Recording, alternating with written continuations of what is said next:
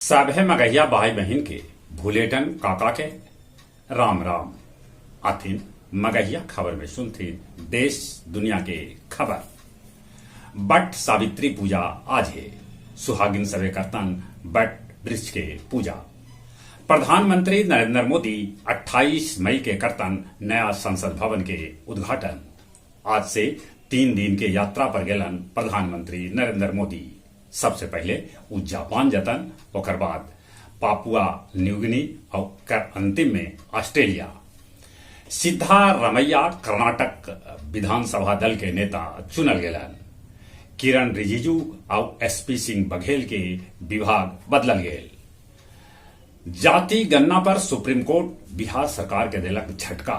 वो कहलक कि हाई कोर्ट के फैसला के बाद वो 14 जुलाई के करत सुनवाई। राजस्थान में गहलोत और राजेश पायलट के समर्थक अपने में भिड़ गेलन। तमिलनाडु में जहर वाला दारू पिए से 12 आदमी के मौत के खबर। शाइस्ता परवीन 80 दिन बाद भी पुलिस के गिरफ्त से है बाहरे। बिहार के पूर्व मुख्यमंत्री राबड़ी देवी से जमीन के बदले नौकरी देवे मामला में ईडी 6 घंटा कैलक पूछताछ। उत्क्रमित कन्या मध्य विद्यालय रसलपुर टिकुलिया में मिड डे मील में भेटायल मरल छिपकली। 36 लड़कन हो गलन बीमार। अरवल में हदिया स्कूल जाई 5 गो लड़कन के एगो ट्रक रौन देलक, जगह में 2 गो लड़कन के हो गए मौत। पाकिस्तानी सेना आतंकी के पाला है, ये बात कहलन पाकिस्तान के पूर्व प्रधानमंत्री इमरान खान। साथे साथे इमरान खान यहो बात कहलन कि उनका फिर से कैल जा सका है गिरफ्तार, उनका जान पर है खतरा।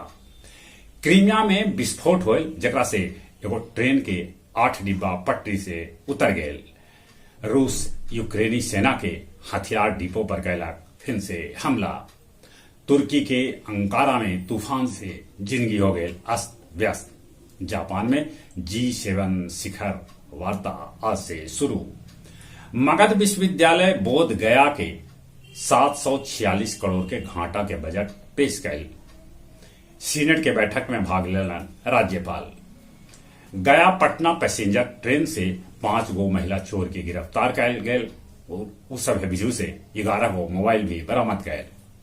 आमस जीटी रोड पर कंटेनर से 6495 लीटर विदेशी दारू पुलिस कैलक बरामद। गुरुआ विधानसभा के विधायक विनय कुमार यादव के बाबूजी उमेश प्रसाद वर्मा के हो गए निधन।